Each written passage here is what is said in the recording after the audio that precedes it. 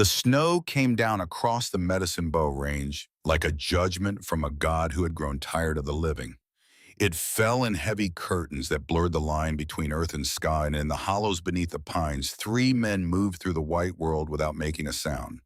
They had been tracking the same grizzly for 2 days now, up from the creek bottoms, where it had torn open a homesteader's storehouse and killed a milk cow, up through the cedar breaks, up to where the granite shoulders of Black Ridge Mountain met the winter sky. Silas Beckett walked point. He was 36 years old, tall in the way a lodgepole is tall, with shoulders that had carried the weight of his two younger brothers since he was 15, and his father had not come home from the silver mine. His beard was dark and trimmed short, his eyes the color of wet slate, and he carried a Winchester rifle across his left forearm the way other men carried a child. He did not speak when he walked. He never had. Behind him came Ezra Beckett, 33, the middle brother who had spent 6 years wearing a tin star in a town called Rock Springs before a bullet to the shoulder sent him home to the mountain. Ezra's face was sharp and his temper sharper still, and he wore a Colt 45 on his right hip and another tucked into the small of his back. He watched the flanks while Silas watched the front. That was their way. Gideon Beckett brought up the rear, 29 years old, the youngest and the fastest hand, with a pistol in 3 territories, though he would never say so himself. Where Silas was stone and Ezra was fire, Gideon was wind. He carried 2 ivory-handled revolvers, and he smiled at things most men would scowl at, and the boys at the trading post had long ago stopped trying to match him with their eyes. You could not match a thing that moved like that. They came upon the bear in a draw filled with fallen timber. The creature was old and lean, and its hide bore the scars of many winters, and when it turned to face them, Silas did not raise his rifle with haste.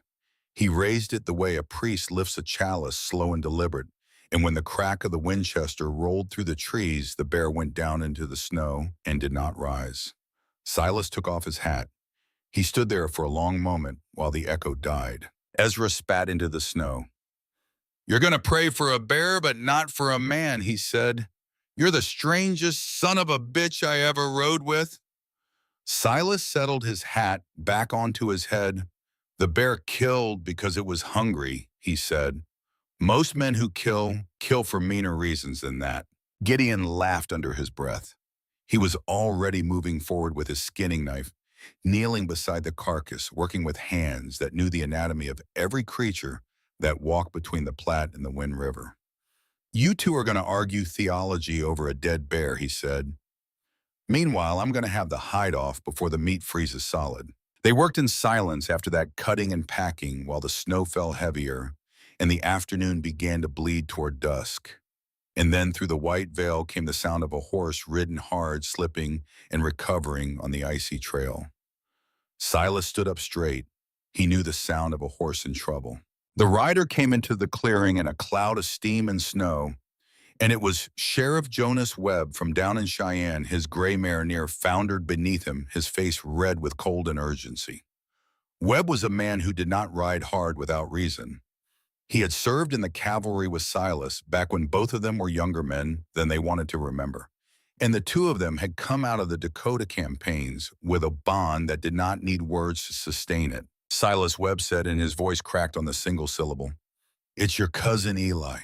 Mine accident last night. His leg's gone bad. Infection set deep. Doc Pritchard down in Laramie won't come up the mountain in this weather. I rode 2 days to find you. If you don't get a sawbones up there in the next 48 hours, that boy's gonna die." Silas did not move for the space of 3 breaths. Then he turned to his brothers. "Ezra," he said, "ride with me. Gideon, you take the hide and the meat back to the homestead, and you sit with Eli. Keep him warm. Keep him alive. We're going to Cheyenne." There was no argument. There never was when Silas spoke that way. They rode down from the mountain through the long, cold night, and they came into Cheyenne just after dawn, and Silas Beckett went from door to door knocking on the offices of physicians. 3 doctors listened to his story. 3 doctors found reasons. One was too old for the ride. One had a wife who would not permit it. The last, a white-haired man named Pritchard, looked at Silas with the flat contempt that prosperous men reserved for men who smelled of pine smoke and silver dust. You mountain folk, he said, live like animals. Don't drag civilized men down into your mud. Ezra's hand drifted toward the butt of his pistol, and Silas stopped it with a single touch to his brother's wrist. They walked out of the office into the snowbound street without saying another word, and they stood there in the gray dawn while the town of Cheyenne began to wake around them. Ezra was trembling, and it was not from the cold. The world is a poor place, Silas. Silas looked up at the sky. The world has always been a poor place, he said. That's why a man has to build his own. They turned and began to walk toward the train station because their horses needed rest and a good feed before they could climb back up the mountain, and the station had a warm bench and a stove, and a man could think there. They came through the big double doors with snow on their coats, and the heat of the pot-bellied stove hit them like a blessing, and it was then in the long shadow cast by the oil lamps along the wall that Silas Beckett saw her. She was sitting on a wooden bench near the far end of the waiting room, a woman alone, no luggage beside her, no ticket in her hand, wearing a dress that had once been white and was now the color of old ash. She was wrapped in a thin wool coat that could not possibly have been enough against the cold, and her hands were folded in her lap around a single piece of paper that had been unfolded and refolded so many times that the creases had worn through. Ezra started past her. Silas did not. He had spent his whole life reading signs. The kind of tracks a wolf leaves in soft ground, the kind of clouds that meant hail was coming, and the kind of stillness a person wore when they were waiting to die. He stopped. He did not approach her directly because he was not a man who crowded women. He stood at a respectful distance, and he removed his hat, and he spoke in the low, even voice he used with frightened horses. "Ma'am," he said, "how long have you been sitting on that bench?" She looked up. Her eyes were the pale blue of winter sky, rimmed with exhaustion, so complete it had stopped looking like exhaustion and started looking like something else. "3 days," she said. Her voice was thin, and it cracked in the middle of the two words. Silas nodded slowly. "Are you waiting for someone?" She held up the letter, and her hand was shaking, though she seemed not to notice. "I was," she said. "I'm a mail-order bride. I came out from Philadelphia to meet the man who answered my advertisement. I have been here for 3 days, and I have come to understand that he does not exist, that the name he used was false, and the money I sent for my travel has been spent, and the man who took it has gone." Ezra made a sound in his throat that might have been disgust. He had no patience for the things women from cities did to find husbands. But Silas did not move, and he did not look away. And after a long moment, he spoke again. "Ma'am, what is your name?" "Eleanor Ashford," she said, "but most called me Nora, Miss Ashford." Silas chose his next words with the care of a man who has learned that words used carelessly can kill as surely as bullets. "Miss Ashford, do you have a trade?" She almost laughed. It came out as a small, bitter sound that was not quite laughter. "I was a surgical nurse," she said, "4 years trained at Pennsylvania General Hospital. I have assisted in over 300 operations. I can set a bone and stitch a wound and deliver a breech child and keep a man alive through the night when the doctor has gone home." She looked down at her hands. "Not that it matters anymore." Silas looked at Ezra. Ezra looked at Silas. Neither of them spoke for a long moment because both of them were thinking the same thing, and both of them were being careful of Edna. Then Silas knelt so that his eyes were level with hers, and he spoke slowly and clearly. "Miss Ashford, my cousin is dying up on Black Ridge Mountain about 30 miles north of here. He has a wound in his leg that has gone septic. No physician in this town will travel up to treat him. If you are telling me the truth about your training, and if you will come with us, I will pay you double what that fraudulent man stole from you. Whether my cousin lives or dies, I will pay you. And if he lives, you will have earned the gratitude of the Beckett family, which in this country is not a small thing." Nora Ashford looked at him for a very long time. Then she spoke, and her voice was steadier than it had been. "Mr. Beckett, before you make this offer, you should know the rest. I was not dismissed from Pennsylvania General for incompetence. I was dismissed because a senior surgeon there, a man named Ambrose Thorne, tempted to force himself on me in a supply closet. When I refused him, when I fought him and clawed his face, he destroyed my reputation. He told the hospital board I had been stealing morphine. He told the city I was unstable. My own father, who was a minister in Philadelphia, turned me out of his house for bringing shame upon his name. I am 25 years old, and I am a virgin, and the entire city of Philadelphia considers me soiled goods. If you bring me up your mountain, that history comes with me. Ezra's jaw worked. Silas watched her in silence. When he spoke, his voice was very quiet. Miss Ashford, up on our mountain, we do not care where a person comes from. We care whether they keep their word. Will you come with us? She stood up. Her legs shook, but they held. She looked him in the eye and she said, I will come. And in that moment, though none of them knew it yet, 3 lives bent upon a hinge that would not swing back. They left Cheyenne that same afternoon in a sleigh pulled by 2 heavy draft horses. Silas drove. Ezra sat in the rear with his rifle across his knees because the road up to Black Ridge passed through country where bad men sometimes waited for travelers they thought were alone. Nora rode in the middle, wrapped in a bearskin robe that Silas had bought from a tanner in town. The snow had stopped falling by the time they left the outskirts, and the world went silent in the way that only a western snowfall can make it silent. The hoofbeats of the horses were muffled. The runners of the sleigh hissed softly. Somewhere far off, a raven called once and was silent again.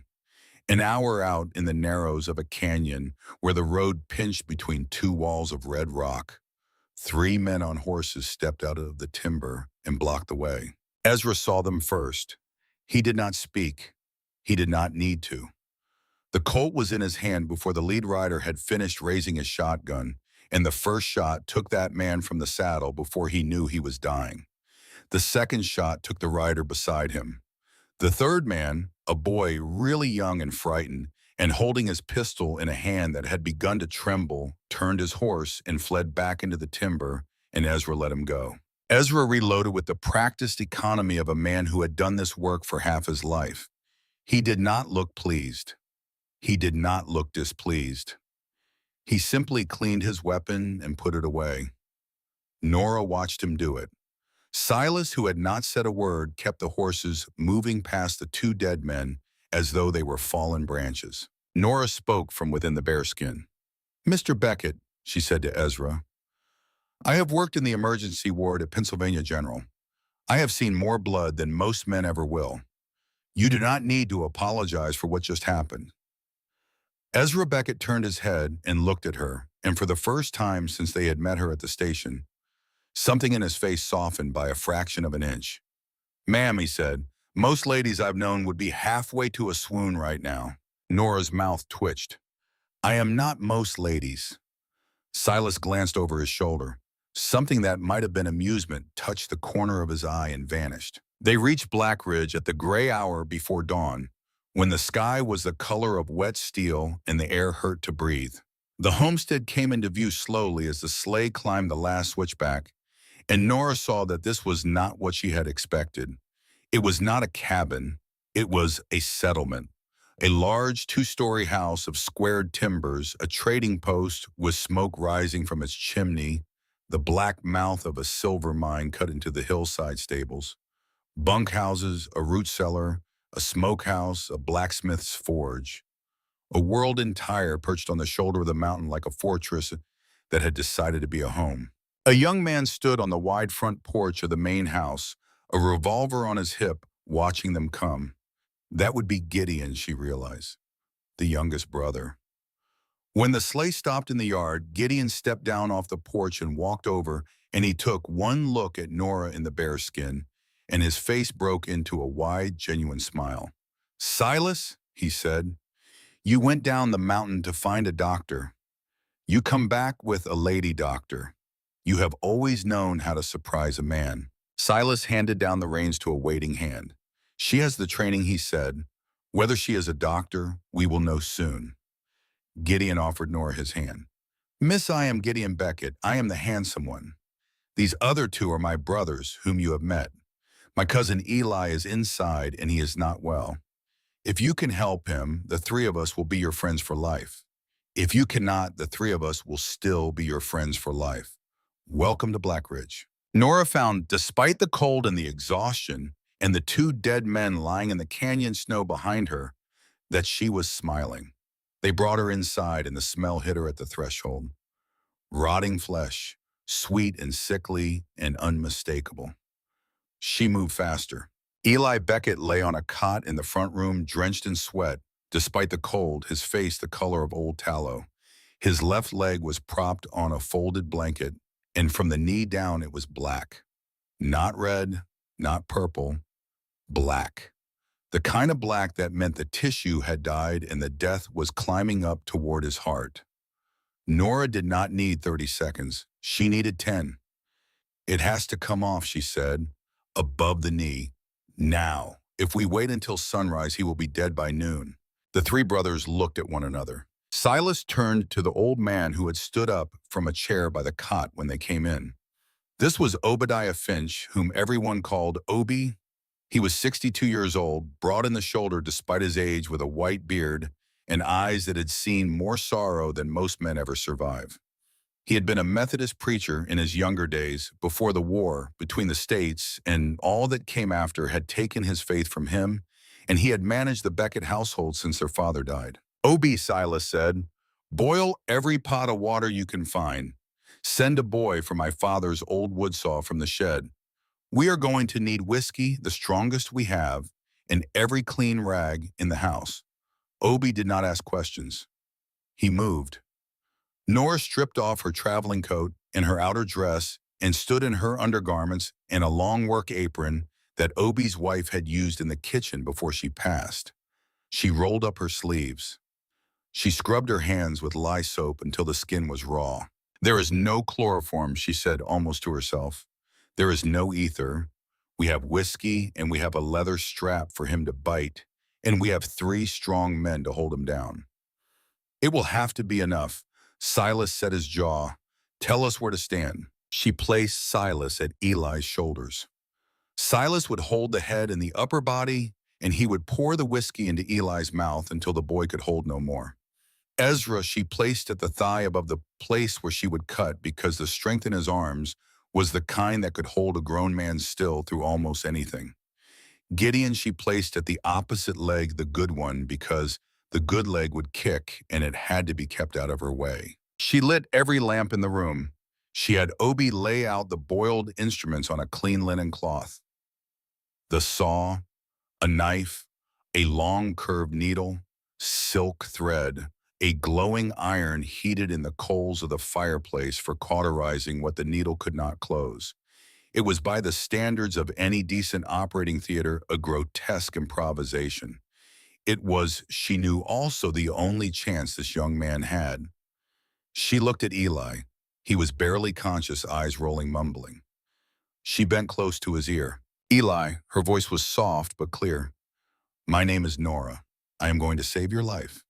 I need you to be brave for me. Will you be brave? He nodded once.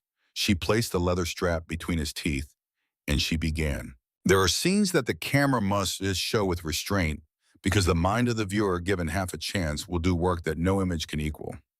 What happened in that room on that cold gray dawn on Black Ridge Mountain was one of those scenes. The 3 brothers held their cousin. Eleanor Ashford worked. The saw moved, and the boy made sounds that no man who heard them would ever forget. And Ezra Beckett, who had killed 2 men on the road 3 hours earlier without his hand shaking, went pale and swallowed hard and did not let go. Silas did not look away from Eli's face, not once, because he had decided that if this boy was going to live, the last thing he should see before he passed out was the face of a man who loved him. Gideon, whose tongue usually could not be stilled, said nothing at all, and held the good leg and watched the woman work with eyes that had gone wide with something close to reverence. When the leg came free, Nora did not hesitate. She took the hot iron from the coals, and she sealed the arteries, and the smell filled the room, and she threaded her needle, and she began to close. Stitch by stitch. Tight. Even. Clean. The way she had been taught by men in Philadelphia who would have fainted to see the conditions she worked in now. When she tied the last knot, the gray light of full morning was coming through the windows, and Eli Beckett was still breathing. Nora stepped back from the cot. Her apron was scarlet. Her hands shook. She had not eaten since the morning before, and she had not truly slept in 5 days, and the room tilted around her. Silas caught her before she went down. He did not say anything. He simply held her upright with one large, scarred hand on her shoulder. Steady, respectful, as though she were a thing of some great and unfamiliar value that he had not yet learned how to carry. She looked up at him, and his face was gentler than she had believed any man's face could be. "You saved my cousin's life," he said quietly. "In the Beckett family, we pay our debts in full. You now have 3 men indebted to you for the rest of their lives." She would remember the weight of his hand on her shoulder for many years after. She would remember it at the end of her life. 3 days passed before Eli opened his eyes. When he did, he looked up at Nora, and he smiled a weak, crooked smile, and he said, "Ma'am, I reckon I owe you a leg's worth of thank yous," and then he fell back asleep. The fever broke that night. The stump began to heal clean. The danger had passed. On the 4th day, the brothers gathered Nora in the kitchen of the main house, and Silas made a formal offer. "Miss Ashford, we have a settlement here of perhaps 200 souls, counting the miners and the homesteaders and the families in the valleys below us. None of them have a physician within a hard day's ride. We would like to engage you as our standing medical provider. We will pay you $75 a month, which is more than any doctor in Laramie earns. You will have your own quarters in the main house. We will purchase any instruments and any supplies you name, and you will have the full protection of the Beckett family." Ezra spoke next, his voice rough, but his eyes steady. "What he means, ma'am, is that if any man on this mountain so much as looks at you sideways, he will answer to the 3 of us." Gideon grinned. "And I, for my part, will consider it my life's work to make you smile at least once a day. Consider that a gift of the house." Nora looked at them. 3 men, 3 brothers, standing in a kitchen on the top of a mountain, offering her a life. "I accept," she said, "but I will set one condition. I am not a wife. I am not looking for a husband. I am not seeking a romance or an attachment. I will be your nurse, and I will be your friend, if you will permit it, but I will not be any man's bride now or ever. If you can live with that, we have a bargain." Silas Beckett nodded once slowly. "Miss Ashford," he said, "a promise given is a promise kept. That is the only rule in this house." She extended her hand. He took it. His grip was warm and dry and firm, and it did not linger for even a fraction of a second longer than honor permitted. The next 2 weeks passed in a blur of labor and purpose. Silas and Ezra together took a small, disused cabin at the edge of the main compound and gutted it down to the timbers. They rebuilt it as a clinic with a proper stove and shelves and a cot for patients to lie on and a long scrubbed pine table for examinations. Gideon rode to Cheyenne and returned with a wagon load of supplies that had cost the family more than $500, a sum Nora could hardly comprehend. There were surgical instruments of true hospital quality. There were bottles of carbolic acid and bichloride of mercury for antisepsis. There was morphine. There was ether. There were thermometers and stethoscopes and obstetrical forceps. There were rolls of clean bandaging and suture silk in half a dozen sizes. When it was all unpacked, Nora stood in the middle of the clinic with her hands at her sides, and something happened inside her chest that she had thought was no longer possible. She felt for the first time since that night in the supply closet at Pennsylvania General like a woman of worth. The patients came. First, the men of the homestead itself, cautious, skeptical, testing her. A miner with a crushed thumb, a ranch hand with a horse kick to the ribs, a boy of 14 with a fever that Nora diagnosed as pneumonia and treated through 3 days and 3 nights until it broke. Then the people from the valleys began to arrive. A homesteader's wife with an infant burning up with colic, an old trapper whose right hand had been slashed by a wolverine and had begun to suppurate, a 14-year-old girl named Maddie, whose mother had died the year before, who had come to her first bleeding and did not know what was happening to her body, and whom Nora sat down with in the clinic and explained woman to girl what every woman ought to be told by someone who loved her. Maddie cried, not from fear, from gratitude. The word spread across the mountain and down into the valleys, and by the end of the first month, Eleanor Ashford was no longer a stranger on Black Ridge. She was the nurse. And more than that, she was the nurse of the Beckettes, which meant she was under a protection that every hard man for 50 miles understood and respected. Almost every hard man. There was one who did not. His name was Caleb Morrow, and he had been working a claim at the edge of the Beckett lands for 3 years. He was a broad-shouldered brute of a man with small, pale eyes, and he had a wife once, a quiet, thin woman named Annabelle, who had disappeared the previous spring. The official story was that she had run off with a drummer. Silas Beckett suspected otherwise, but a suspicion is not a body, and he had never been able to prove it. Morrow came to the clinic one afternoon with a shallow cut on his forearm, the kind of man gives himself on purpose when he is looking for an excuse. Nora cleaned it and prepared to stitch. He spoke while she worked. "Pretty hands," he said, "soft for a woman who digs around in blood all day." She did not answer. She threaded the needle. "You know what they're saying down in the valley," he said. About you and the 3 Beckett boys." Still she did not answer. "They say the big one has you in his bed. Mondays, the middle one Wednesdays, and the little one Fridays.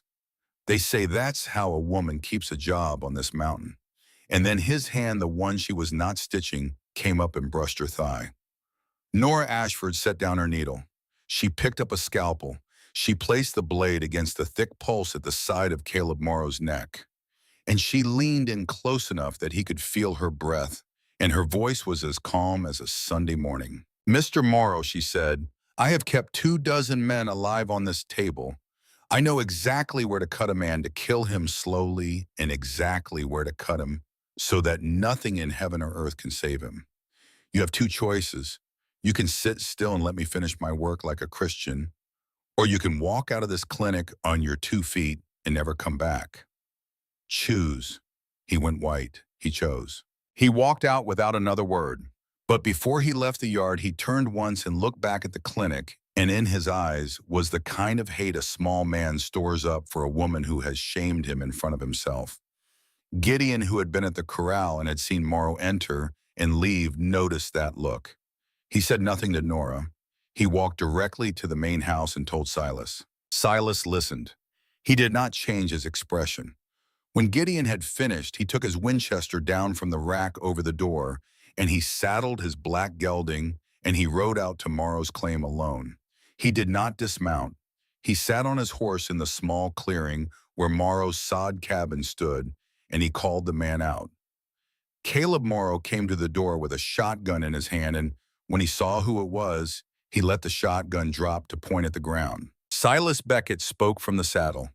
His voice did not rise. It did not need to. "Caleb," he said, "Miss Ashford is under the protection of the Beckett family. You touched her today. You will not touch her again. You will not speak to her again. You will not look at her in a way that displeases me. If you do any of these things, I will not come back here to talk. Do you understand me?" Morrow's face was the color of rancid butter. "I understand," he said. Silas turned his horse and rode back up the mountain. He did not tell Nora what he had done. He did not tell anyone. But within a week, every man and woman in the valley had heard the story, and Caleb Morrow did not show his face in any of the usual places for nearly a month. He did not forget, however. A small man never forgets a public shaming. He only waits. In the meantime, on Black Ridge Mountain, winter began to loosen its grip. The drifts softened in the afternoons and froze again at night. The icicles along the eaves of the main house grew longer and then began to drop off in sharp, crystalline daggers. Eli Beckett began to move about on a pair of crutches that Ezra had carved for him out of straight cedar. He had taken the loss of his leg with the quiet acceptance of a young man who had been raised by hard men in a hard country, and he had declared sitting by the kitchen fire one evening that he intended to take up teaching the valley children to read, since he would not be going back to the mine. Obie, hearing this, wept openly for the first time in 15 years because he had raised Eli since the boy was 4, and he had been afraid that Eli would lose more than a leg to that mine. Nora watched these men in their moments of tenderness. And she began to understand slowly that she had walked into something she had not expected to find anywhere in this world. Not a family in the sentimental sense, a brotherhood, a code, a way of being men that the East had forgotten or perhaps had never known. She caught Silas watching her sometimes, across the kitchen, across the yard, across the clinic doorway. She caught him looking at her the way a man looks at something he believes he has no right to want. He would look, and then he would look away, and then he would go back to whatever his hands were doing, and he would never once say a word out of place. She found to her own surprise that she did not wish him to look away. On a gray afternoon in the last week of February, a rider came up from Cheyenne with a packet of mail. Among the ordinary letters, there was one addressed to Eleanor Ashford in a hand she knew. No return address, only the postmark of Philadelphia. She opened it in the clinic alone. Inside was a single sheet of paper, 4 lines of handwriting she had seen 1,000 times on ward charts and patient records. Eleanor, I have found you. I am coming. Prepare yourself. A tea. She sat down hard on the cot. The letter fell from her hand. Obie, passing the clinic on his way to the smokehouse, saw her through the window and came in at a run. He saw the letter on the floor and he read it, and his old face went gray. He did not ask her permission. He opened the clinic door and bellowed across the yard in a voice that had once called sinners to repentance in a dozen prairie towns. Silas, Ezra, Gideon, come down here, now. The 3 brothers came running because Obie did not shout like that for anything less than blood. They crowded into the small clinic. Silas picked the letter up from the floor. He read it. He passed it to Ezra. Ezra read it and passed it to Gideon. Gideon read it, and the smile that lived always on his face went out like a lamp in a strong wind.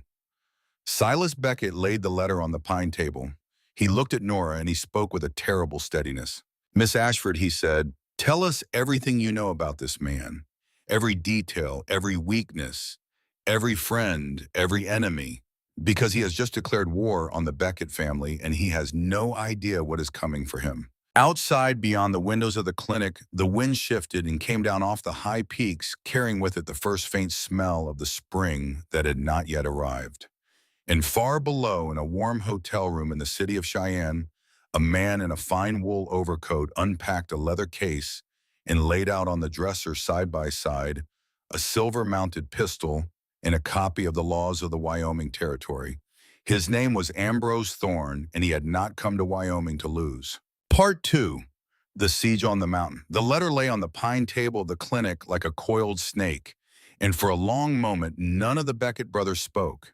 The wind outside pressed at the window shutters and rattled them in their frames, and the oil lamp on the shelf behind Nora threw her shadow long against the wall. She had not yet picked up the letter again. She did not need to. Every word was burned into her now. Silas Beckett pulled a chair close to the cot where she sat and lowered himself into it slowly, as a man lowers himself to the bedside of a child with a fever. Miss Ashford, he said, we will listen. Take your time. Tell us who this man is. Nora drew a long breath. She looked at her hands, and then she lifted her head, and she looked Silas Beckett full in the eyes, and she began. Ambrose Thorne was 44 years old. He was a senior surgeon at Pennsylvania General. He had been the first man she had ever admired in a professional sense because his hands were brilliant and his diagnoses uncanny, and because in the operating theater he moved with the certainty of a man who had never known doubt. She had been 23 when she first assisted him. She had been grateful for his instruction. She had not understood then the way he watched the younger nurses when he thought no one was looking. She had heard stories. A laundry maid who had left the hospital suddenly and would not speak of why. A young surgical assistant named Martha Kelly who had transferred to a poorhouse clinic in Pittsburgh rather than remain in Thorne's ward. Nora had dismissed the stories as hospital gossip. She had believed with the terrible innocence of a 23-year-old girl raised in a minister's house that men of Thorne's station simply did not do such things. She had been wrong. It happened on a Thursday evening in October. She had been asked to fetch a bottle of carbolic acid from the supply closet at the end of the long corridor. She had not heard him follow her. She had turned from the shelf with the bottle in her hand, and he had been in the doorway, and then he had been inside the closet, and then the door had been closed, and there had been no air in the small room anymore. He had pressed her against the wooden shelving. He had told her that no one would believe her. He had put his hand on her throat. She had fought him. She had clawed at his face. She had driven her knee up into him hard enough that he had staggered back, and in that one brief second, she had opened the door and she had run. She had run through the corridor and down the back stairs and out into the November rain, and she had walked for 2 hours through the streets of Philadelphia before she could bring herself to go back to her boarding house. She had told the head nurse the next morning. She had told the hospital board the morning after that. Thorne had spoken to the board in the afternoon. When Nora was called back in, she was informed that a full audit of the ward's morphine stores had uncovered discrepancies over a period of 6 months, and that the discrepancies corresponded to shifts on which she had been working, and that she was, as of that hour, dismissed from the hospital. There would be no letter of reference. There would be a report filed with the state nurses registry. She was to leave the building and not return. She had gone home to her father's house that night. Reverend Cyrus Ashford had listened to her story without expression. He had then informed her that he could not have a daughter under his roof whose name had been publicly associated with scandal, and that she must find other lodging by morning. He had prayed for her soul at the front door. He had not embraced her. She had taken a small room in a boarding house on Callowhill Street. She had tried for 2 months to find employment as a nurse, as a governess, as a seamstress, as anything. Her name had gone before her into every interview. At the end of December, with her savings nearly gone, she had answered an advertisement in a publication called the Matrimonial News, placed by a man calling himself Jedediah Crane, who claimed to be a prosperous storekeeper in the Wyoming Territory, seeking a wife of steady character. She had written to him. He had written back. They had exchanged 4 letters over 6 weeks. He had asked her to send $200, which was nearly every cent she had left in the world, to cover the cost of her travel west. She had sent it. She had bought her train ticket with borrowed money, and she had arrived at Cheyenne Station to find that no Jedediah Crane lived in the town of Blackridge, that the name was a shell used by a confidence man who had already moved on to other marks in other states. She had sat on that bench for 3 days because she had nowhere else in the world to go. When she finished speaking, the clinic was very quiet. Ezra Beckett had been leaning against the door frame the entire time she spoke, arms crossed, and now he uncrossed them and walked out of the clinic without a word. Nora thought at first that he was angry with her. Then through the open door, she saw him standing in the yard with his back to the building and his head bowed, and she understood. He was a man who could not weep in front of women, and he would not permit himself to weep in front of his brothers. Gideon was seated on the examination stool. His usual smile was entirely gone. When he spoke, his voice was low and unlike anything Nora had heard from him. "Miss Ashford," he said, "on behalf of my brothers and myself, I am sorry that the world gave you such men to begin your life with. You will not find another such man on this mountain. I give you my word." Obie Finch was standing in the corner, one hand on the back of a chair. The old preacher who had walked away from God nearly 2 decades ago was praying silently. Nora could see his lips moving. Silas had not moved from his chair. He had not looked away from her once during the entire telling. Now he leaned forward and he placed one of his large scarred hands on the table between them, palm up in a gesture so simple and so courtly that it took her breath. "Miss Ashford," he said, "I am going to tell you a thing now, and I want you to hear it the way I mean it. Ambrose Thorne is a dead man. He does not know it yet. But from the moment he put pen to that paper and sent it to this mountain, he was finished. He will either go back to Philadelphia in chains, or he will not go back to Philadelphia at all. Those are the only 2 outcomes that interest me. And he will not lay a finger on you. Not one finger. Not one word across a room. I give you the word of my Father's name, which is the most I have to give." She did not take his hand. She did not trust herself to. But she looked at him for a long time, and at last she nodded once. The next morning, Blackridge became a fortress. Silas did it without fanfare and without raising his voice. He simply began issuing orders at breakfast And by nightfall, every man and woman on the mountain knew their part. Ezra took charge of the defenses. He organized the 12 male hands into 3 rotating watches, and he walked every able-bodied man through the loading and firing of a rifle, whether they were fighting age or not. Gideon took charge of intelligence. He rode out that afternoon to every homestead and claim within a day's ride, and he put the word out in the plain speech the valley people understood. A man from Philadelphia had threatened the lady nurse. Any stranger seen on the mountain road was to be marked, and a boy was to be sent to Black Ridge at a gallop. Silas himself took charge of one thing only, and he did not delegate it. He taught Nora to shoot. He brought her out to a clearing behind the smokehouse on the second morning. The snow was crusted hard, and their breath made white plumes in the air. He had brought 3 firearms. A Colt pocket revolver of .38 caliber, small enough to conceal in the pocket of an apron.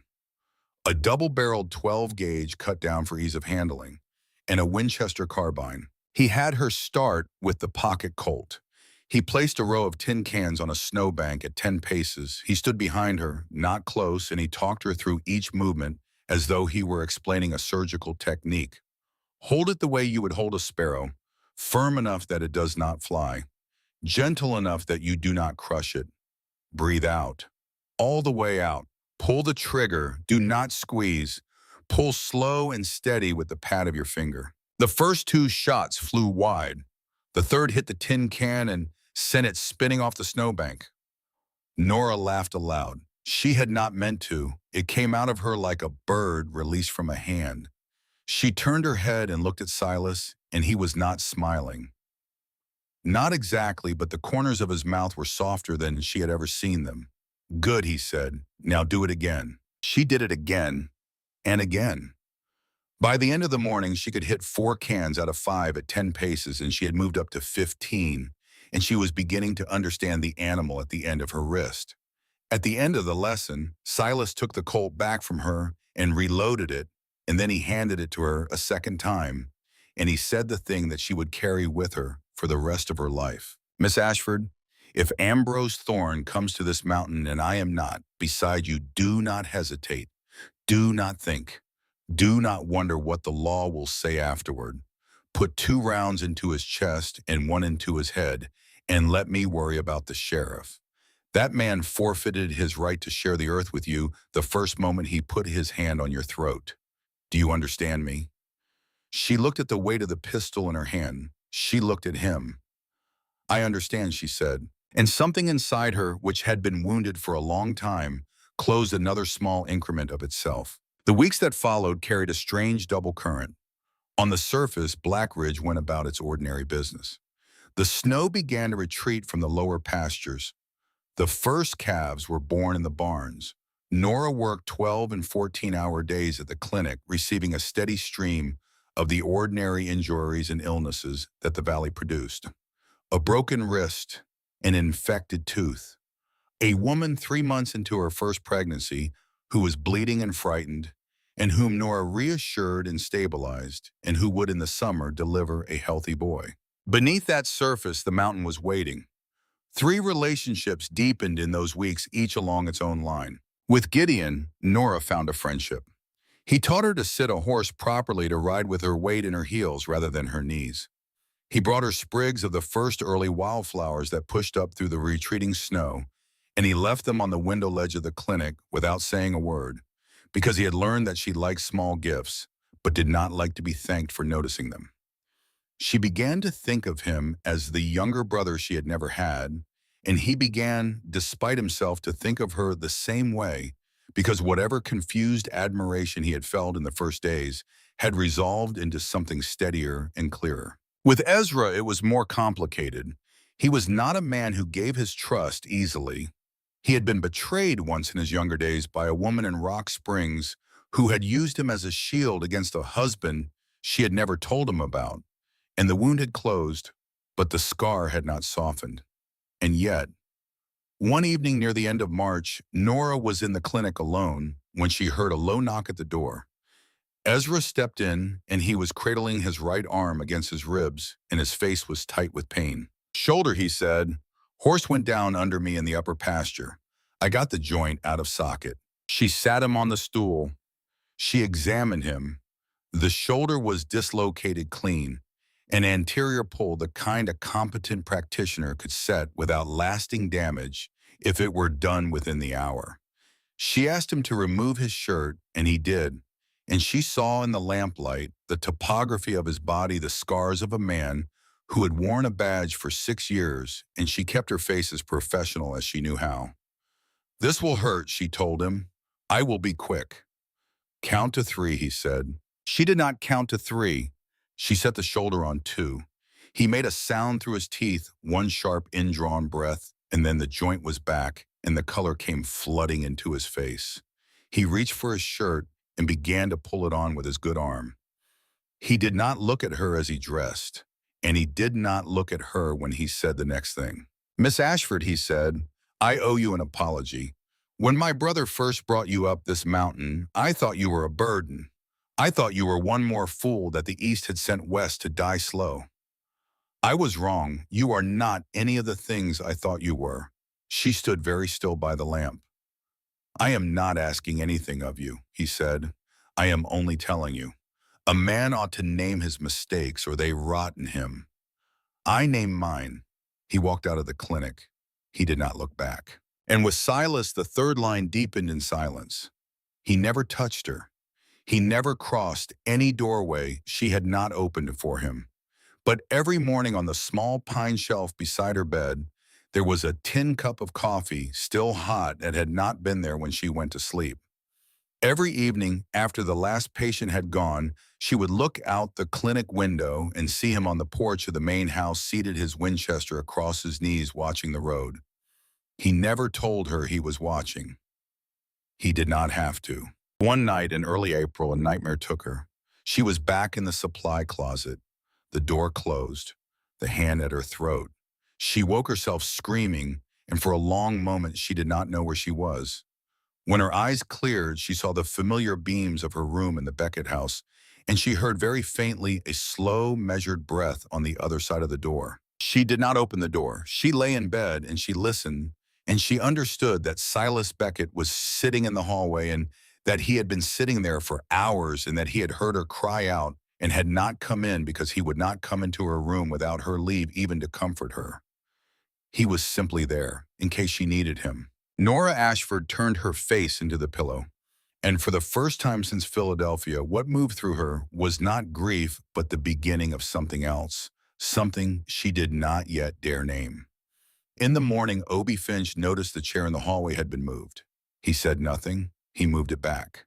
In the second week of April, a man came into the Black Ridge trading post that Gideon did not recognize. He was a well-dressed traveler in his middle 50s, with a neatly trimmed beard and a fine gray overcoat.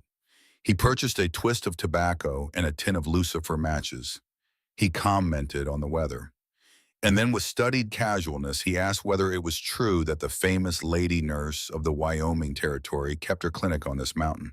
Gideon Beckett had his father's teeth, which meant he could smile at a stranger, while his heart went cold inside him. He leaned on the counter and he said, "Sir, I believe you have your towns confused. The lady nurse of the territory is down in Laramie. We have only a rough crew of mountain men up here. No ladies to speak of." The stranger nodded pleasantly, paid for his goods, and left. The moment the door closed, Gideon was out the back of the trading post and running for the stables. Within 10 minutes, he was on his black mare and moving hard down the trail to the south because he had seen the man's horse at the hitching rail, and he had marked its gait, and he knew how fast it could move. Silas was in the far pasture with Ezra when a boy came riding to tell them. Silas handed his rope to Ezra and swung up into the saddle of the nearest horse without a saddle blanket. "Catch up," he said, and he was gone. He caught the stranger on the road 5 miles below Black Ridge, in the open country where the trail ran along the shoulder of a ridge, and there was nowhere for a man to hide. Silas cut across a draw and came up in front of him, his Winchester already in his hand. The stranger reined in. He did not reach for any weapon.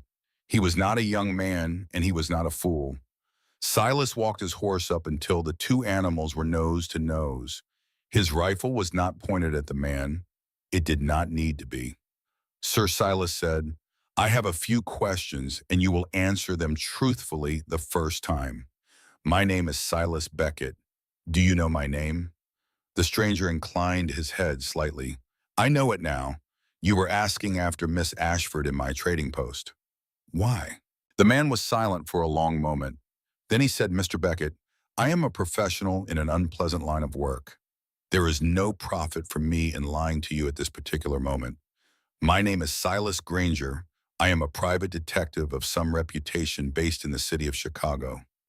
I was retained 4 months ago by a Dr. Ambrose Thorne of Philadelphia to locate a woman named Eleanor Ashford. I located her. I reported her whereabouts. That was the end of my engagement as I understood it. I am here today on my own account for a different reason. Silas did not lower the rifle. What reason? Granger drew a breath. Mr. Beckett, he said, I have been in this trade 31 years. I have worked for a great many men. Some of them were decent men who had lost wives or children and wished them found. Some of them were less decent. I have a sense by now of the difference. When I was retained by Dr. Thorne, I took his money and I did my work because it was not my place to inquire why a physician wished to locate a former nurse. But in the past 2 weeks, Dr. Thorne has arrived in Cheyenne in the company of a lawyer named Preston Carlisle and 4 men who are not lawyers. These 4 men are armed. They are not clerks. I have seen their faces in cheaper hotels than the one Dr. Thorne is staying in, and I know what kind of work they do. And I have come to believe, rather against my own professional preference, that I have led a murderer to his victim. Silas Beckett did not move. I have no great desire to be part of that, Granger said quietly. I do not require payment from you. I came up here today to see Miss Ashford with my own eyes and to make a judgment about the situation. I have made it. I have come to the further decision, also against my professional preference, that I am willing to give sworn testimony as to the terms of my employment, the nature of my instructions, and any other matter of which I have personal knowledge. If that is of any use to you, it is yours. Silas was silent for a long time, then slowly he lowered the rifle. Mr. Granger, he said, I am going to escort you to a notary public in Laramie, which is a day's ride from here. I am going to watch while you write and sign an affidavit containing everything you have just told me, after which you are going to ride east, and you are not going to stop, and you are not going to communicate with Ambrose Thorne by any means. And if I ever hear your name in connection with his again, I will come and find you. Do we understand each other? We understand each other, Granger said. They rode together to Laramie. Obie Finch, the old preacher, served as the second witness to the signature. The affidavit ran 3 pages. When it was done and sealed, Silas Beckett folded the copy into the breast pocket of his coat, and he watched Silas Granger ride east on the Union Pacific Road, and he did not expect to see him again. What he had folded against his heart was the first solid piece of evidence that would bring Ambrose Thorne down. He would need more. He got it 10 days later in a way no one had wanted. The cave-in happened in the late afternoon in a new shaft that 3 young miners had been opening along the eastern slope. Timber that should have been replaced 2 weeks earlier had been only shored up, and when the shoring failed, it failed all at once. 2 of the 3 men were pulled out with only bruises. The third was a boy of 17 named Josiah Pike, and when they carried him up out of the shaft and laid him on a blanket in the snow, his chest on the left side was visibly staved in, and the blood on his lips was pink and foaming. A sucking pneumothorax, a flail chest with a punctured lung. Any hospital surgeon in Philadelphia would have told the family to say their goodbyes. They ran with him to the clinic. Nora took one look and turned to Ezra. Tell Obie to boil everything. Tell Gideon to bring me every lamp in the main house. Tell Silas I will need both of his hands. And tell all of you that if any of you faint, I will leave you on the floor where you drop, because this boy is going to die in the next 15 minutes if we do not move. No one fainted. She opened the chest of Josiah Pike on her pine table by the light of 7 oil lamps. She had never performed the procedure before. She had read it described in a journal monograph. She had watched once from the gallery as a Philadelphia surgeon had attempted it on a man who did not survive the afternoon. She had, by any rational measure, no business attempting it here. She attempted it anyway. She made her incision between the fifth and sixth ribs. She inserted a drainage tube that Ezra had cut from a length of rubber irrigation hose and that Obi had boiled for 10 minutes in salted water. Dark blood came out in a rush. The boy's breathing, which had been the wet, rattling sound of a man drowning, evened out for the first time since the collapse. She found the tear in the lung. It was small. That was a mercy. She closed it with catgut suture, tiny careful stitches with a curved needle, her hands steady despite the fact that she had not eaten since breakfast. Silas stood at her right shoulder and passed her each instrument as she named it.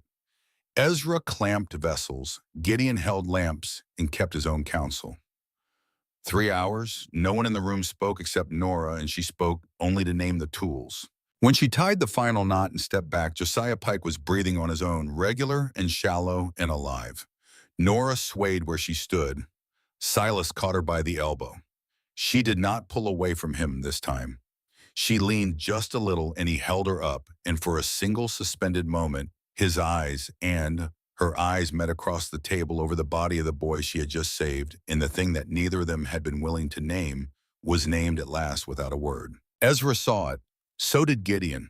The two younger brothers exchanged one long look over the back of the eldest, and they understood each other perfectly, and they both knew what had to happen next. That night, after Josiah Pike had been moved to a cot in the main house and set under the watch of his weeping mother, Ezra Beckett came to his eldest brother's room. Silas was sitting at the small writing desk under the window, cleaning his rifle by lamplight. He did not look up. Ezra closed the door behind him. He stood in front of the desk with his hat in his hand. Silas, he said, I am going to say this once, and then I am going to leave you alone about it forever. You love that woman. You have loved her from the night you brought her up this mountain. Gideon and I have watched you, and we have watched her, and we have talked, and we are agreed. You need to tell her. You have been holding back because you think honor requires it. It does not. Honor requires you to give her the choice. A woman who has been told for 5 years that she is worth nothing deserves to be told by a decent man that she is worth everything. And if you do not do it one of these days, something is going to happen that will take that chance away from you, and you will carry it with you to the grave. Silas did not look up from the rifle. He did not say anything. Ezra put his hat on his head. Gideon and I have decided for ourselves that there is only one of you for the job. I am telling you that for both of us. You are not competing with anyone in this house. Do not hesitate. He walked out. Silas sat at the desk for a long time after the door closed. The next morning, for the first time in 3 months, he shaved close. That evening, after the supper plates had been cleared and the lamps had been lit, Nora Ashford sat on the porch of the main house wrapped in a wool shawl, watching the last light fail behind the ridge. She heard the door open and close behind her, and she heard a booted step. She would have known anywhere, and then Silas Beckett sat down on the porch beside her with a tin cup of coffee in each hand. He gave her one. He kept the other. They sat without speaking for perhaps 5 minutes, watching the sky go from red to purple to the deep blue that precedes full dark. Then he spoke, and his voice was the voice of a man who had rehearsed nothing and would not pretend that he had. Nora, he said, I am not a man of many words. I never have been. But I am going to try to find the right ones now, because I do not know how many days we have before that man and his people come, and I will not let him come without you having heard this from me first. She did not speak. She did not move. I am 36 years old, Silas said. I have never loved a woman. I have not been without opportunity. I have simply never met the person I wish to give my days to. Until the night my brother and I walked into Cheyenne Station and saw you on that bench. I did not know it then. I thought I was offering charity to a stranger in need. But in the months since, as I have watched you work in that clinic and watched you stand up tomorrow with a scalpel at his throat and watched you pull the life back into my cousin and into Josiah Pike, I have come to understand that what I felt from the first moment was something older and simpler than charity. It was recognition. He paused. He looked down at the cup in his hand. I am not asking for your love, he said. I know what you have survived, and I would not presume that what was taken from you can be asked for back by any man on earth. I am asking for your permission. Permission to court you with honor in the open for as long as it takes. If at the end of that time you choose me, I will spend the rest of my life making myself worthy of the choice. If you choose no, I will be the same man I have been standing between you and whatever comes down that road. That is not a condition. That is a fact. He stopped. He waited. Nora sat still, her hands wrapped around the warm tin cup. Something moved in her chest that she did not know what to name. At last she spoke. Silas, she said, there has only ever been one man I have wished would speak to me this way. I did not know his name until the night you knelt down by that bench in Cheyenne Station and asked me my own. I cannot promise you what the future will bring because the future contains a man who wishes to kill me and who is less than a day's ride from this porch. But if we live through the month of May, Silas Beckett, I will marry you. That is my answer. He did not move to touch her. He did not even turn his head. He simply nodded once slowly as a man nods at a piece of news that has changed the shape of the world. And then very deliberately, he set his cup down on the porch railing and he reached across the small space between them and he took her hand in his and he held it, and that was all. They watched the stars come out. It was 2 nights later that Caleb Morrow made his move. He had been paid $200 in cash by a man he had met in a back room of a saloon in Cheyenne, a man with a quiet Eastern accent who had not given his name but whose instructions had been precise. The lady nurse on Black Ridge was to be ruined before the trial began, so that when the case came before the judge, the character defense that her lawyer would certainly offer could be destroyed by the testimony of the men who had found her defiled. Morrow was to take 2 others with him. He was to create a distraction sufficient to draw off the Beckett brothers, and he was to do his work in the clinic. On the night of the 28th of April, under a moon so slim it gave no light at all, Morrow and 2 drunk hands from a rival mine crept up through the pines to the back of the Beckett compound. They poured coal oil along the back wall of the grain store. They lit it. The fire went up against the black sky like a banner. The cry went out across the yard. Men boiled out of the bunkhouse half-dressed, carrying buckets. Silas and Gideon sprinted for the grain store with a dozen of the hands behind them. Ezra, in the moment between waking and running, did what he had been trained to do in Rock Springs in a dozen midnight emergencies. He did not go to the fire. He went to the person the fire was meant to distract from. He ran for the clinic. Inside, Nora was already awake. She had been sleeping lightly for days now, and the light of the flames through her window had brought her up with her hand on the Colt pocket revolver beneath her pillow before she was fully conscious. She heard through the walls the shouting of the men at the grain store. She heard closer the splintering of wood as someone kicked in the clinic door. The first man through the door was one of the drunks from the rival mine. He had a long-bladed knife in his hand. He never got to use it. Nora's first shot took him in the sternum at a range of 4 feet, and he folded backward into the doorway as though a string had been cut. The second drunk froze at the sight of his friend falling. Nora shot him in the shoulder.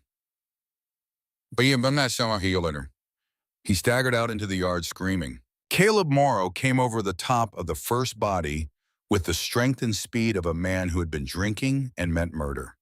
He reached her before she could fire a third time. His hand closed on her wrist. The Colt went off into the wall. He struck her across the face with the flat of his other hand, and her vision went white, and she hit the examination table and went down with him on top of her. His hands closed on her throat. She felt the darkness begin.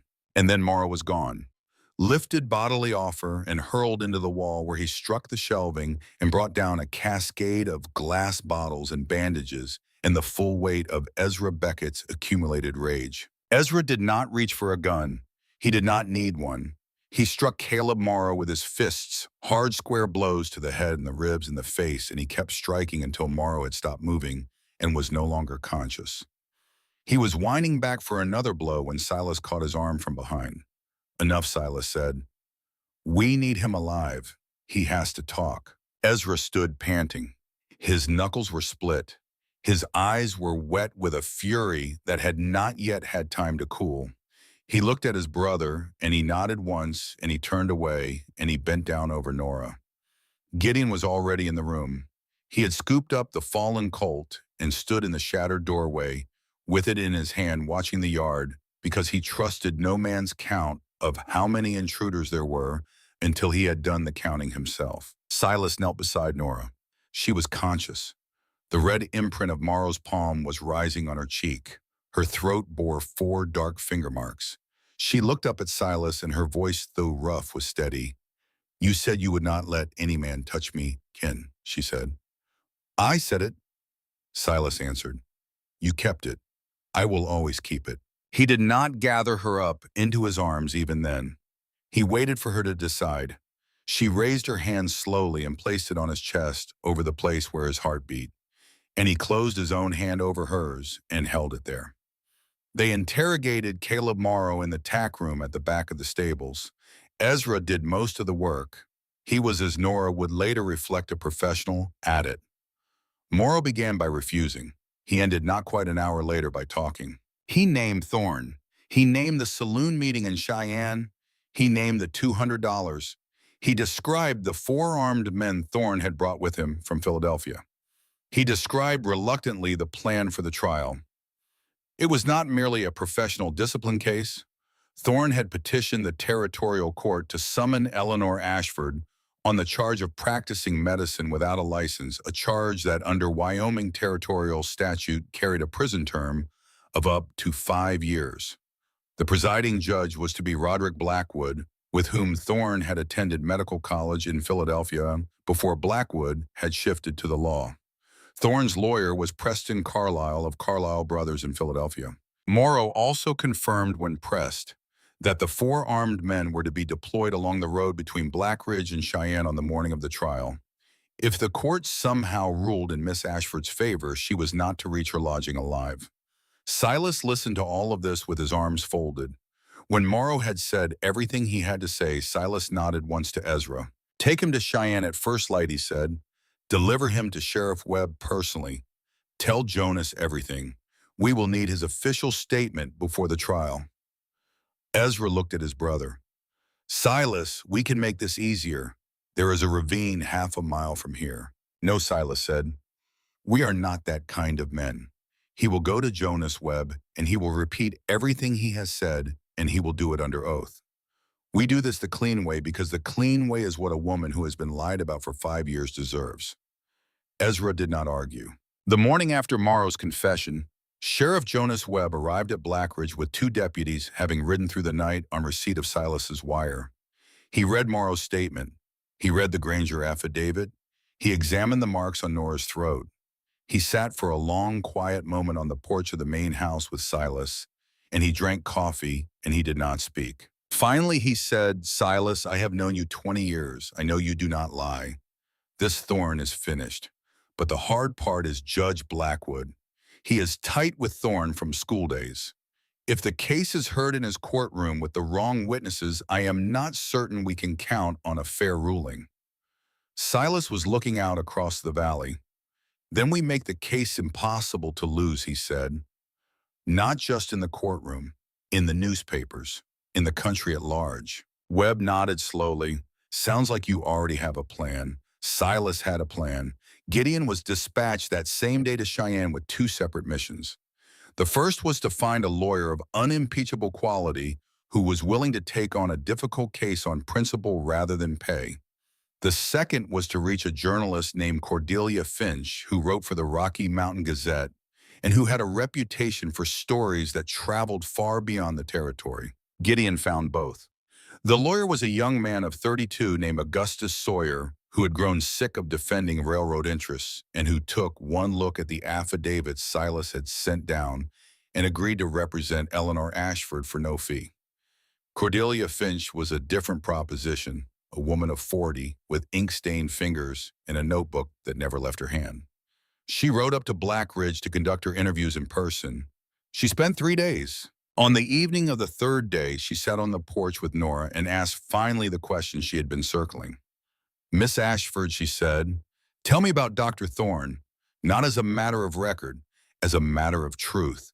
What did he do and why is he here? Nora had told the story twice before, once in Philadelphia to a hospital board that had not believed her. Once in this clinic to three brothers and an old preacher. She told it now for the third and final time, and she told it without hesitation, and Cordelia Finch wrote without looking up from her notebook for over an hour. When Nora had finished, Finch closed the notebook and looked at her directly. Miss Ashford, she said, I will tell you plainly. If I publish what you have given me, Thorne will retaliate in every newspaper he can reach. He will attempt to destroy your name a second time. Are you prepared for that? Nora looked out at the mountains. She looked at Silas, who was standing by the rail. I am prepared, she said to stop running. Cordelia Finch smiled for the first time in 3 days. Good, she said, because the country needs to hear this. It was on the evening before the trial that the boy came up from Cheyenne at a full gallop with a folded note from Sheriff Webb. Silas opened it in the kitchen with Nora and Ezra and Gideon and Obie standing around him, and he read it once silently. Then he read it aloud. Silas, I have bad news. Thorne has left his hotel in the night. His 4 men are also gone. Carlisle and Blackwood are still in town, and the trial is still scheduled for 8 in the morning. Be careful on the road down. Thorne knows you are coming. He will not let you reach Cheyenne without a fight. J. Webb. Silas folded the note. He looked at his family. Well, he said, it seems we are not just going to fight in a courtroom tomorrow. We are going to fight on the road. Check your weapons. We leave before first light. He looked at Nora. Miss Ashford, if you wish to remain here under Gideon's protection and let me speak for you in court, I will understand. She looked at him and she thought of a bench in a train station 4 months ago and a woman sitting on it who had been ready to let the cold take her. No, she said, I am done letting other people speak for me. I am going with you. He looked at her a long moment. Then he nodded once. We go together, he said. Outside, the wind came down off the high peaks, and somewhere on the road between Black Ridge and Cheyenne, 4 armed men were taking their positions in the dark. Part 3, the road down and the reckoning. They left Black Ridge in the blue hour before dawn, and the mountain was still wearing the last of the winter on its shoulders. A thin scrim of new snow had fallen in the night enough to muffle the sound of hooves and to show the tracks of every fox and coyote that had crossed the yard since sundown. The sleigh stood ready at the front of the main house with its 2 draft horses blowing white plumes of breath, and around it the men of the Beckett household moved in the practiced silence of a family that had prepared for war while pretending to prepare for a trial. Silas sat on the driver's bench with his Winchester across his knees. Nora sat beside him wrapped in a dark wool cloak rather than a bearskin, because a bearskin made a woman look like a passenger, and today she was not going as a passenger. Under the cloak, she wore the plain gray dress that Obie's late wife had altered for her in the long evenings of the past week and pinned inside the right pocket of the dress weighted properly so it would not swing, was the Colt pocket revolver Silas had taught her to use. Ezra rode on the right flank of the sleigh, his Colt .45 on his hip, and a second one in a shoulder rig beneath his coat, the Winchester carbine in a saddle scabbard under his right knee. Gideon rode the left flank with both ivory-handled revolvers and a cut-down coach gun slung across his back. Obie Finch drove the second wagon behind them loaded with the affidavits and the medical ledgers and the 30 sealed depositions Gideon had collected from the Valley families over the past 10 days. The old preacher had against Silas's advice strapped on his own ancient Navy revolver for the occasion, and Silas had not pressed the point because there was no dissuading Obadiah Finch once the old man had decided that the Lord was on a given side of a given road. They did not speak as they left the yard. There was nothing left to say. Every contingency had been discussed the night before at the kitchen table, and every man knew his place. The trail down Black Ridge ran for 15 miles before it joined the main road to Cheyenne, and for the first 8 of those miles it passed through open country where an ambush was impossible. The Becketts rode those miles at an easy pace because the horses would need to be fresh for the narrow stretches, and because a man who rushed through country where the enemy could not hide was a man who would be tired when he reached the country where the enemy could. The sun came up over the eastern ridges when they reached the fork where the Black Ridge Trail joined the Cheyenne Road. Silas reined in. Gideon walked his horse forward 100 yards and studied the ground. Tracks he called back. 4 horses came in from the east, turned south toward the pass. Silas nodded once. Widow's Pass, he said. That is where they will be. Widow's Pass was a narrow cut through a rib of red sandstone, a place where the road pinched between 2 walls of rock for perhaps a quarter mile before opening out again onto the flat. It had taken its name 40 years earlier when a party of eastbound emigrants had been caught there by a band of raiders and 12 wives had gone home widows. Every traveler who lived on this stretch of country knew the place and knew what it was for. Ezra brought his horse up alongside the sleigh. Silas, he said, we can go around. There is a game trail over the north shoulder that joins the road 2 miles past the pass. It will cost us 3 hours. Silas did not look at his brother. He was looking down the road. 3 hours means we miss the opening of the court, he said. Blackwood will not wait. He will rule the case in absentia, and he will find Miss Ashford guilty, and he will issue the order for her arrest before we reach Cheyenne. We would be riding down into a trap at the courthouse door instead of a trap on the road. No, we go through. Ezra nodded. He did not argue with his brother on matters of strategy. He never had. Gideon, Silas said, ride ahead. Find their positions. Do not engage. Come back and report. Gideon was gone before the last word was out of Silas's mouth. He returned within 30 minutes. 4 men, he said, 2 on the south wall above the road rifles, 1 at the north end of the pass pistols. The 4th is on horseback just past the south end, ready to run down anyone who makes it through the kill zone. They have set up well. They have been there since last night, probably. But they have made one mistake, which is Ezra said. They have all been drinking, Gideon said. The 2 on the south wall have a bottle between them. I could smell it on the wind when I was close. They have been up all night in the cold, and they are warming themselves the wrong way. Silas allowed himself the smallest possible smile. Here is how we will do this, he said. The plan was simple, as his plans tended to be. Ezra would take the Winchester carbine and work around the north side, climbing up the broken shale behind the south wall shooters. He would take both of them from behind one clean shot each, starting with the one farther from him, so that the nearer one would not have time to turn. Gideon would move up through the rocks on the north side of the pass to where the pistol man was stationed, and he would deal with that man close, because Gideon was fastest at close. Silas would remain with the sleigh with Nora inside it behind the wooden driver's bench, and he would ride straight through the pass at a trot, as though he believed he was alone, in order to draw the mounted man out onto the open road where Silas could take him with the Winchester from the sleigh. Obie would hold the second wagon back at the fork. Miss Ashford, Silas said, turning on the bench, you will lie flat on the floor of the sleigh. You will cover yourself with the bearskin. You will not rise, no matter what you hear, until I tell you to rise. Is that clear? She looked up at him. It is clear, she said. But Silas, if you fall, I will rise. I will not lie in a sleigh waiting to be found. He looked at her for a long moment, and something moved behind his eyes, and he did not argue. Understood, he said. They moved into position. The morning was very still. The sun had cleared the eastern ridges and was climbing into a cold blue sky, and the red walls of Widow's Pass glowed in the slanting light, as though they had been painted with blood. Silas walked the horses forward at a steady trot. His rifle was across his knees, but his hand was on the stock.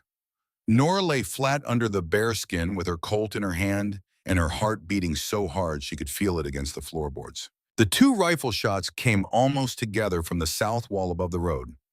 One, and then half a second later, another. Ezra had made his 2 kills in the time it took a man to draw a breath. The pistol man at the north end of the pass spun at the sound and was firing up into the rocks above him before he had fully turned, and he was still firing when Gideon Beckett came over the lip of stone behind him and put 1 round into the back of the man's head from 4 feet away. The pistol man never knew who killed him. The 4th man, the mounted one, just past the south mouth of the pass, did exactly what Silas had calculated he would do. He heard the shots, he saw his three companions vanish from their positions, and he broke cover at a gallop, charging north up the road to see who had survived. He came around the last bend of the pass and found Silas Beckett sitting on the driver's bench of a sleigh with a Winchester raised to his shoulder. Silas did not fire at the man, he fired at the horse. The animal went down clean, and the rider tumbled across the frozen gravel of the road and came up with his leg broken and a pistol in his hand. He did not, as a reasonable man might have dropped the pistol. He raised it toward the sleigh. Silas shot him through the forearm. The pistol fell. It was over in 90 seconds from the first rifle crack to the last. Ezra came down off the south wall with Gideon's help, and the two of them walked over to the fourth man where he lay in the road. Ezra rolled him onto his back with one boot. The man was breathing. He was in a great deal of pain. His arm was going to require a surgeon, which was interesting because in the next hour he was going to meet one. Gideon produced rope from his saddlebag. Within 5 minutes, the surviving fourth man and the wounded drunk from the pistol station, who had taken a second bullet to the thigh from Gideon on the way down and was moaning but conscious, were both bound hand and foot and deposited in the bed of Obi's wagon. Obi, who had come up during the fight, despite instructions to stay at the fort, climbed down and walked among the three dead men with his Navy revolver still in his hand, and he looked at each body in turn, and he said, "These men are past my help. God have mercy on them." And then he climbed back onto the wagon bench and did not speak again for an hour. Nora emerged from the sleigh. She had held the Colt in her hand the entire time, and her knuckles were white where she had been gripping it. She looked first at Silas, who was standing in the road with his rifle loose at his side and his breath steaming in the cold. She stepped down. She walked to him. She did not embrace him because they were not yet of a kind to embrace in front of others. She put her hand briefly on his coat sleeve. That was all. Then she turned to Obi. "He is bleeding," she said, pointing to one of the prisoners in the wagon bed. "I need to stop the bleeding if we want him to testify. Give me my bag." It was Eleanor Ashford at her most characteristic. Half an hour after a gun battle that had killed 3 men and left 2 others maimed, she was on her knees in a wagon bed cleaning and packing the wound of one of the men who had come to kill her because he was a human being with a beating heart, and he might yet be useful to the case that would put Ambrose Thorne in a Pennsylvania prison. Silas watched her work. Ezra watched her work. Gideon watched her work, and each of them in his own way understood again that the woman they had ridden into Cheyenne to defend did not in fact require defending of the ordinary kind. She required only that the men around her be men worthy of standing beside her. They left the 3 dead in the pass under a tarp weighted with stones. Jonas Webb would send a deputy out later in the day to collect them. The 2 living prisoners, bound and bandaged, rode in the wagon bed with Obi. The sleigh with Silas and Nora led the procession at a trot. They rode into Cheyenne at 10 minutes past 10 in the morning, and the town stopped to watch them pass. Word had traveled ahead somehow. Perhaps a miner in an early shift had heard the shots from the pass and had spread the news. Perhaps Jonas Webb had men on the road watching. Whatever the reason, by the time the Beckett procession came up the main street, people had gathered on the boardwalks on both sides. They saw a sleigh driven by a tall man in a long coat with a small, pale woman in a gray dress beside him. They saw 2 armed riders flanking the sleigh, a wagon behind it with 2 bound and bleeding men in the bed, and an old preacher driving the wagon with a Navy revolver still in his belt. They saw this company of 5 living and 2 bound move in perfect, disciplined silence down the main thoroughfare of the territorial capital, and they understood, without anyone telling them, that they were looking at the arrival of a story that would be printed in every paper from Denver to St. Louis by the end of the week. The Beckett procession stopped at the territorial courthouse. Silas climbed down. He handed the reins to a boy he had paid for the service in advance. He helped Nora down from the sleigh, and her hand in his was steady and her face was composed. Ezra and Gideon dismounted. Obi climbed down from the wagon. Jonas Webb was already on the courthouse steps, having been alerted with 2 deputies, and Webb took one look at the prisoners in the wagon and said to his men, "Get them to a cell and send for Doc Morley. I want both of them alive and able to write." The five Becketts, if one counted Nora and Obie among them, climbed the courthouse steps and walked through the double doors. The courtroom was already in session. Judge Roderick Blackwood was on the bench. Preston Carlisle stood at the prosecution table. The defense table was empty because Augustus Sawyer had not yet arrived, having been delayed by a deliberate tangle that Silas would later investigate. And at the side of the prosecution table, sitting at his ease in a gray wool suit, was Dr. Ambrose Thorne. He had been clean-shaven a month earlier in Philadelphia. He was still clean-shaven now. His face was a little thinner than Nora remembered, and the Eastern suit sat strangely on him in this plain pine-paneled courtroom. And when the doors banged open behind him and he turned, Nora saw the precise moment in which he understood what had happened on the road. He had been expecting either her absence or her arrival in chains. He had not been expecting her to walk through the doors of the courtroom in a plain gray dress flanked by three living Beckett brothers, an old preacher, and the sheriff of the county. His color drained by stages, first from his forehead, then from his jaw, then from his mouth. The hand that held the pencil at the prosecution table began very faintly to tremble. Nora looked at him across the courtroom. She looked at him the way one might look at a stuffed specimen in a glass case in a museum of natural history with a kind of distant professional curiosity. And then she looked away and took her seat at the defense table, and she did not look at him again for the next 2 hours. Judge Blackwood banged his gavel. "Who is this party that enters my courtroom?" he said, armed and unannounced. Silas stepped forward. He set his Winchester down on the floor beside the defense table, but to the board's barrel, upright in old courtroom gesture of respect. "Your Honor," he said, "I am Silas Beckett of Blackridge. This is my brother Ezra. This is my brother Gideon. This is Mr. Obadiah Finch. This is Miss Eleanor Ashford, who is the defendant in this matter. We apologize for the manner of our entrance. We were ambushed on the road from Blackridge at a place called Widow's Pass. 3 of the ambushers are dead. 2 are in the custody of Sheriff Webb alive and able to give testimony. All 4 were paid by the plaintiff, in this case, Dr. Ambrose Thorne." The courtroom exploded. Blackwood hammered his gavel. It was a long time before order could be restored. Jonas Webb stepped forward. "Your Honor," he said, "I can corroborate. I have in my possession the sworn affidavit of one Silas Granger, a private detective of Chicago, obtained 3 weeks ago in Laramie regarding Dr. Thorne's original engagement of him to locate Miss Ashford. I have the sworn and signed confession of one Caleb Morrow, a miner from the Blackridge vicinity, taken yesterday morning in this town, admitting that he was paid $200 in cash by Dr. Thorne to commit an assault upon the person of Miss Ashford on the 28th of April.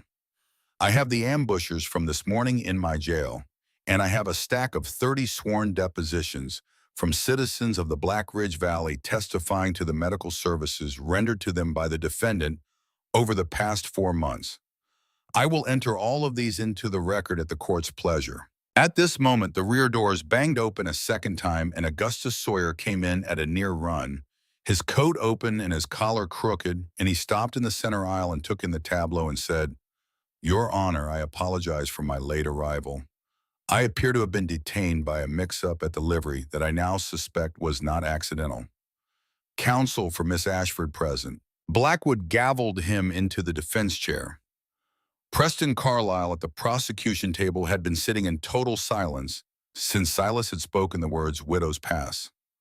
Carlisle was a competent lawyer and a thoroughly conventional one, and he had come to Wyoming expecting a tidy professional discipline case against a sympathetic but legally vulnerable young woman. He had not come expecting to find that his client had engineered a mass ambush on a public road. He leaned in and whispered something to Thorne. Thorne shook his head sharply. Carlisle whispered again. Thorne refused. Carlisle stood. "Your Honor," he said, "I request a recess to confer with my client." Sawyer was on his feet before Blackwood could answer. "Your Honor, if it please the court, I have evidence to present that is of such a nature that a recess at this moment would not serve the interests of justice. I ask that I be permitted to submit my materials for the court's review before any recess is granted. Blackwood looked at Sawyer and at Carlyle and at the 30 depositions in Webb's hand and at the two bound men being led away down the side corridor by deputies. He made the calculation that any man in his position would make. He was an old friend of Ambrose Thorne's.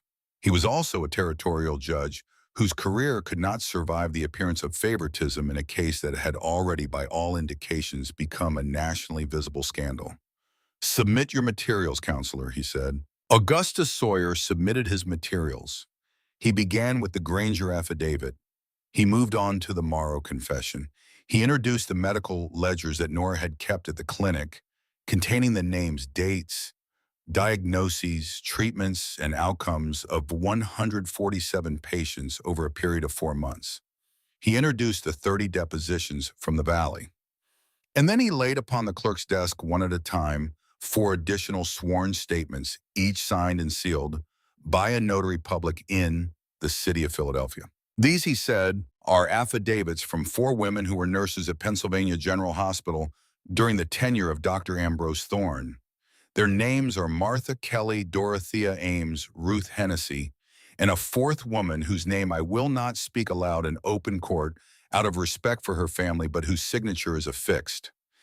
Each of these women testifies under oath that Dr. Thorne committed acts of sexual assault upon her person during her employment at the hospital, that each woman was subsequently either dismissed or transferred under manufactured disciplinary pretexts, and that each woman was advised by senior staff that to pursue the matter further would destroy her professional life.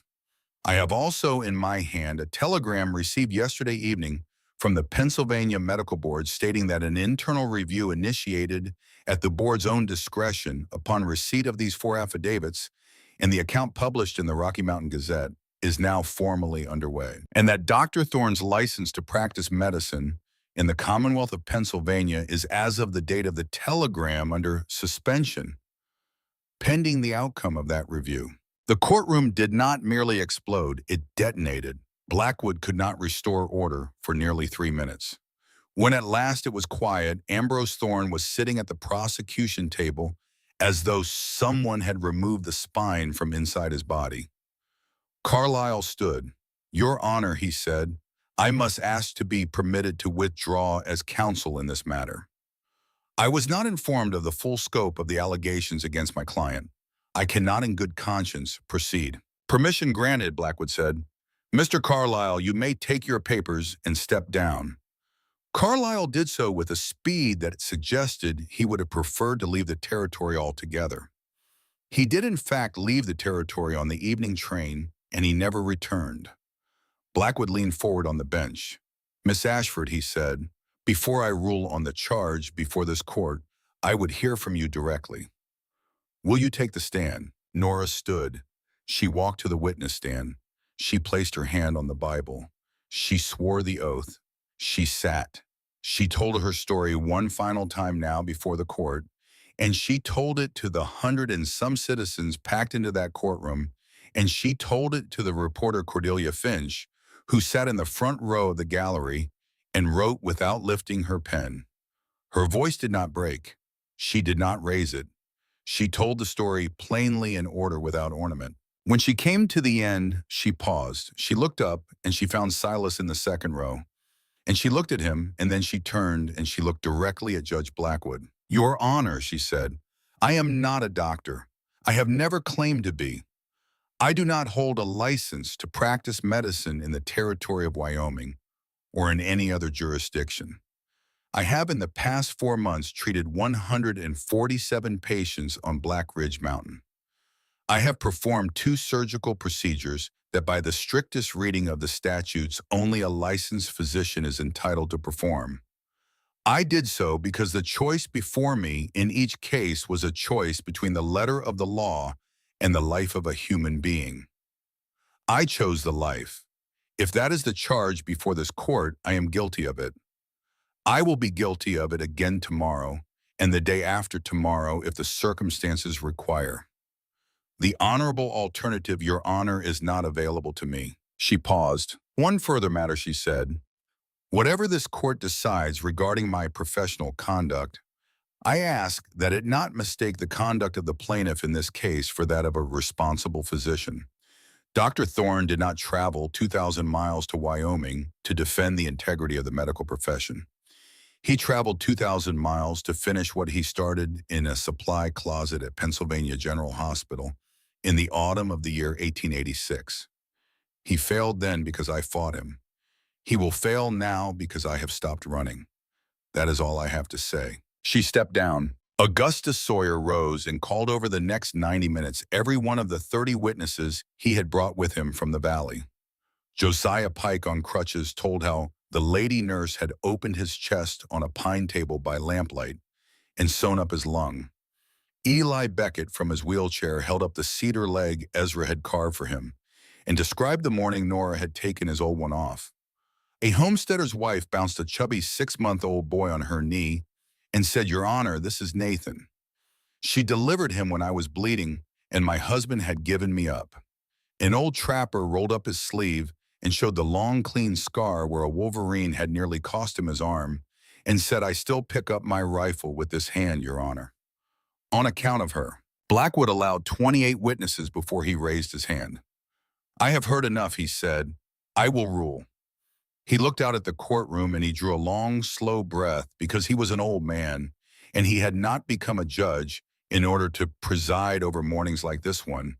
And he understood with the weary clarity of a man nearing the end of his career that his own reputation in the history of this territory was about to be decided by what he said in the next 2 minutes. He chose in the end the side that had the weight of the evidence. On the charge of practicing medicine without a license, he said the defendant is acquitted.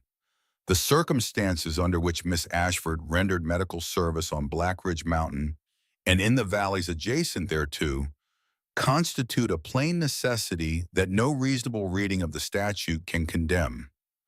I will further recommend to the territorial legislature that the licensing code be amended to formally recognize frontier nurses operating in areas of medical scarcity. Miss Ashford is free to resume her practice at once. He turned. "Dr. Ambrose Thorne," he said, "on the basis of the sworn affidavits and physical evidence submitted this morning and on the basis of the events upon the road at Widow's Pass as corroborated by the sheriff of this county, I am directing the sheriff to take you into custody forthwith on preliminary charges of criminal conspiracy, attempted murder, suborning of assault, and perjury. The full evidentiary record will be forwarded to the Commonwealth of Pennsylvania, where I anticipate you will also face charges of criminal sexual assault in the first degree upon multiple counts. Bailiff, take him into custody. This court is adjourned." The gavel came down. Jonas Webb and his 2 deputies crossed the courtroom. Thorne did not resist. There was nothing left in him to resist with. He was walked out the side door in irons, and as he passed the defense table, he looked at Nora one time, and she looked at him, and there was no triumph in her face and no fear, and he looked away first. He would be moved to Philadelphia within the month. He would be tried in a Pennsylvania court in the autumn. He would be convicted on multiple counts and sentenced to 12 years at the Eastern State Penitentiary, and his medical license would be stripped from him forever, and he would die in that prison 7 years into his sentence of a heart seizure while eating a supper of stewed cabbage. None of these things mattered to Nora Ashford. When they walked him past her, she had already closed the file on Ambrose Thorne in her mind, and she never opened it again. Outside the courthouse, the crowd parted for them as they came down the steps. Silas walked beside her, Ezra and Gideon behind. Cordelia Finch was riding at the speed of a woman possessed. And at the bottom of the steps, at the edge of the crowd, Silas Beckett did the thing he had planned in his head for 3 nights running and had told no one about. He stopped. He turned to Nora on the courthouse steps in full public view of perhaps 200 citizens of Cheyenne, and he went down on one knee. He took from the breast pocket of his coat a small plain ring of hammered silver. It had been made the previous week by the forge man at Black Ridge out of a sample from the Beckett family mine, and the forge man had worked it into a simple circle with a single small star engraved on the inside, which was the Beckett family mark. "Miss Eleanor Ashford," Silas said. His voice carried. He did not raise it. It simply carried the way a clear bell carries on a cold morning. I am not a man of pretty speeches. I have spoken more words in the last 3 months than I have in any 3 years of my life before. I am going to run out of them shortly. So I will say the rest plain. I love you. I have loved you since the night I saw you on the bench in the station, and you would not lie down and die. I will keep my word to you every day of my life. I will honor you, and I will protect you, and I will never give you cause to regret the day you said yes to me. Will you marry me? She did not hesitate.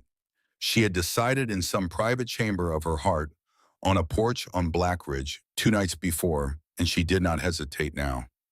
Silas Beckett, she said, I chose you the night you sat in the hallway outside my door in a storm and did not come in. Yes. The crowd on the courthouse steps broke into applause. Gideon let out a whoop that could have been heard from the far end of the street. Ezra, who did not clap in public, clapped. Obie Finch took off his hat and held it over his heart. Cordelia Finch, still writing, permitted herself a smile for the first time since the morning began. Silas slid the silver ring onto her finger. He rose. He did not kiss her there on the courthouse steps because he was not a man who performed his private life for a crowd. He kissed the back of her hand, and then he turned, and with his arm offered to her, and with his brothers at his back, he walked Eleanor Ashford down the steps of the territorial courthouse and into the rest of her life. The story ran in the Rocky Mountain Gazette 3 days later under the byline of Cordelia Finch, 38 column inches on the front page. Within a fortnight, it had been reprinted in the Denver Post, the Omaha World Herald, the St. Louis Post-Dispatch, the Chicago Tribune, and at last on the 19th of May in the New York Herald. The headline in the Herald ran across 4 columns.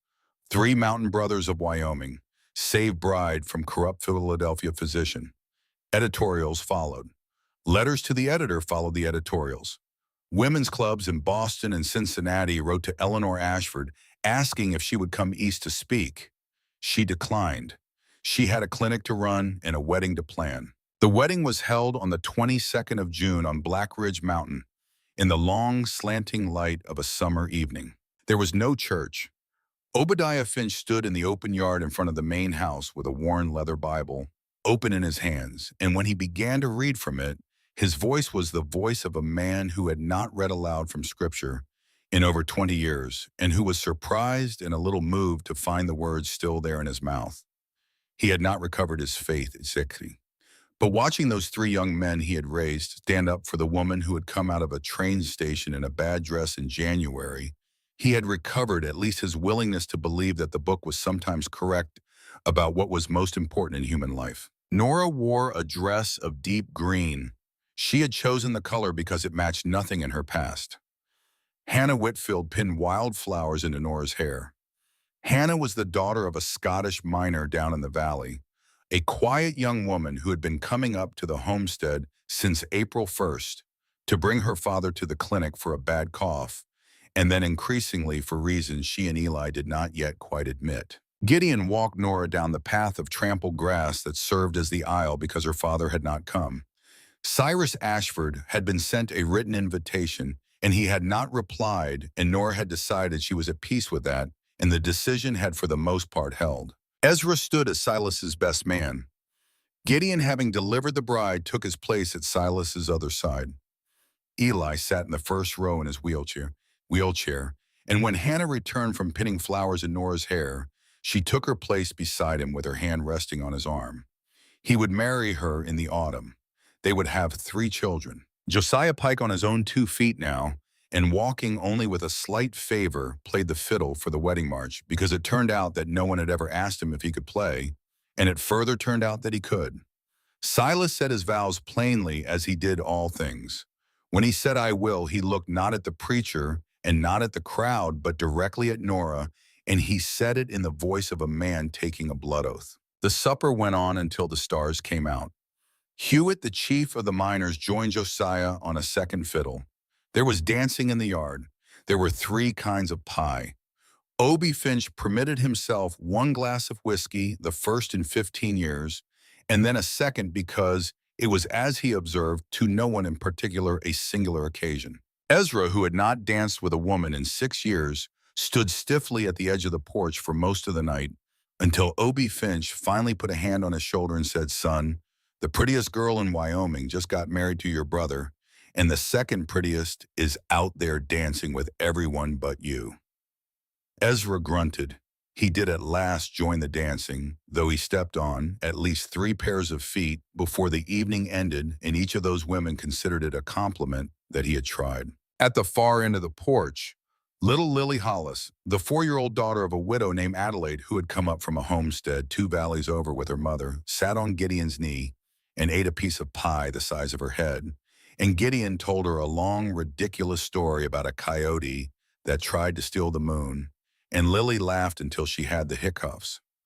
Ezra, passing with a cup of coffee, glanced at the widow Hollis standing by the fence line, and the widow Hollis glanced back, and neither of them said anything to the other that night. But a seed had been planted. When the night was very late, Silas walked Nora up the path behind the main house to the small new cabin he had built for them with his own hands over the past 6 weeks. It stood apart from the main house on a rise above the yard, and its windows looked east toward the morning sun. He opened the door for her. He carried her across the threshold because it was the only sentimental tradition he held with, and he set her down gently inside, and he closed the door behind them. What passed between them that night was private, and it is not the business of any story to intrude upon it.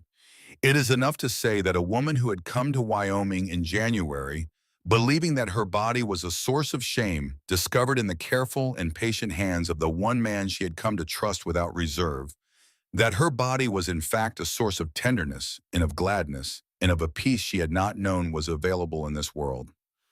They were in no hurry. They had the rest of their lives. They rose in the morning and had coffee on the porch of the new cabin, and they watched the sun come up over the valley, and they did not speak for nearly an hour. There was no longer any great need to speak.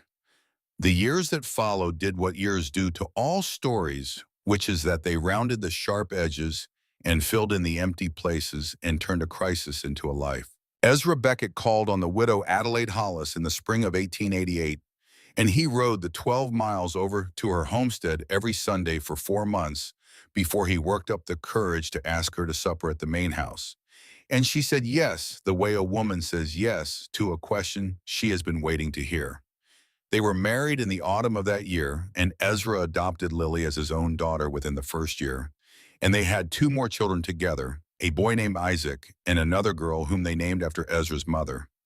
Ezra taught Lily to ride and to shoot, and Lily grew up with the steady, unflinching eye of a woman who would be underestimated by men her entire life, and who would make her living by that underestimation.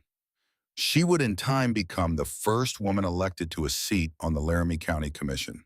Gideon Beckett did not marry. He had, as Adelaide liked to say, a wanderer's heart and a homebound soul, and it was not a combination that recommended itself to matrimony.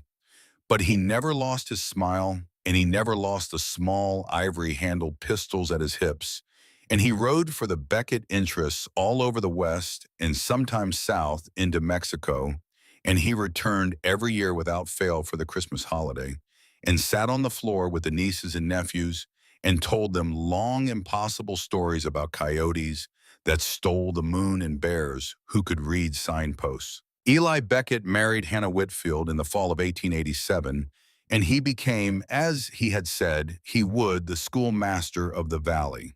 He taught reading and arithmetic and American history in a log schoolhouse that Silas had built with the help of the hands, and he did so from a chair because his cedar legs still did not carry him far on bad days, and he was remembered 30 years later by grown men and women in Wyoming as the best teacher they had ever had. Obadiah Finch lived on at Black Ridge for another 25 years. He recovered in a quiet, private way his faith, though he never preached again. He died on the front porch of the main house on an afternoon in the autumn of 1912, with the Bible open on his knees, and he was found there by Silas in the long red light of sunset, and he was buried on the ridge above the homestead beneath a stone that said simply, "Obadiah Finch, friend of the family rest." Jonas Webb served as sheriff of Laramie County for 25 years after the spring of 1887, and he was a regular guest at the Beckett table on every major holiday for the rest of his life. And he and Silas Beckett, who had ridden together in the cavalry as young men, never once exchanged a cross word. Augustus Sawyer became, on the strength of his performance in People of the Territory versus Ashford, one of the most prominent attorneys in the western United States. He refused to represent a railroad interest for the rest of his life. He married a school teacher from Omaha. He named his first son Silas. Cordelia Finch, the journalist, went on to cover the frontier for the Gazette for another 15 years, and then she wrote a book of her own called Western Women, which contained a long chapter on Eleanor Ashford Beckett, and the book went through 4 printings. In November of that first year, 1887, Nora received a letter from Preston Carlyle, of all people. He had returned to Philadelphia in disgrace and had found upon his return that the scandal of the Thorne case had provided him with the motive and the standing to assist the Pennsylvania Medical Board in its prosecution. Dr. Ambrose Thorne had been convicted, he wrote, on 7 counts, including aggravated assault and perjury. He had been sentenced to 12 years at the Eastern State Penitentiary. His medical license had been permanently revoked. Carlyle ended the letter with a line that Nora read twice before she understood it. "Miss Ashford," he wrote, "I apologize for the part I played in the first phase of this matter. I did not know. I should have. Respectfully, Preston Carlyle." Nora folded the letter and handed it to Silas. He read it. He set it on the table. "How do you feel?" he asked her.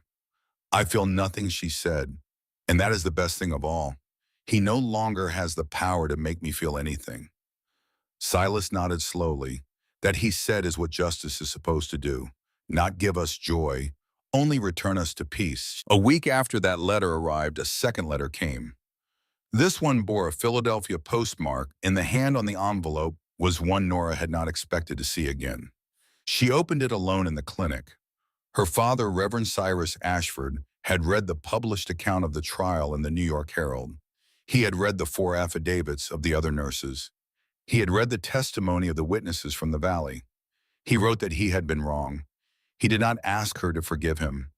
He asked only whether she would permit him to visit, if only for an hour, if only to speak to her once in person. Nora sat with the letter in her lap for a long time. Silas, passing the clinic, saw her and came in and sat on the opposite stool and waited. She showed him the letter. He read it. He handed it back. "You do not have to forgive him," he said, "but meeting him might close a door that is still open inside of you. I will be beside you. Ezra and Gideon will be on the porch. If at any moment you wish him to leave, he will leave." She thought about it for 3 days. On the 4th day, she wrote back and said that he might come. Cyrus Ashford arrived in Cheyenne in the last week of November. He was an old man. He had aged 10 years and 1. Gideon rode down and brought him up the mountain in the sleigh. He was received in the parlor of the main house. Silas shook his hand without warmth, but without coldness. Ezra nodded to him from across the room. Gideon set a cup of coffee in front of him and left him alone. Nora sat across from her father in a straight-back chair. He did not at first speak.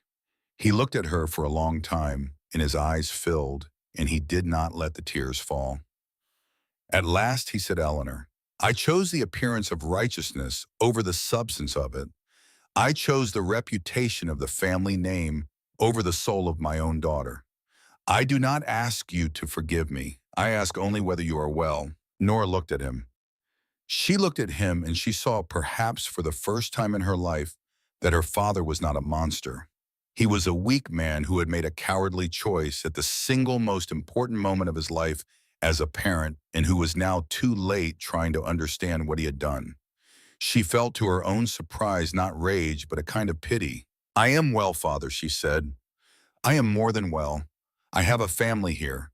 I have a husband who keeps his word.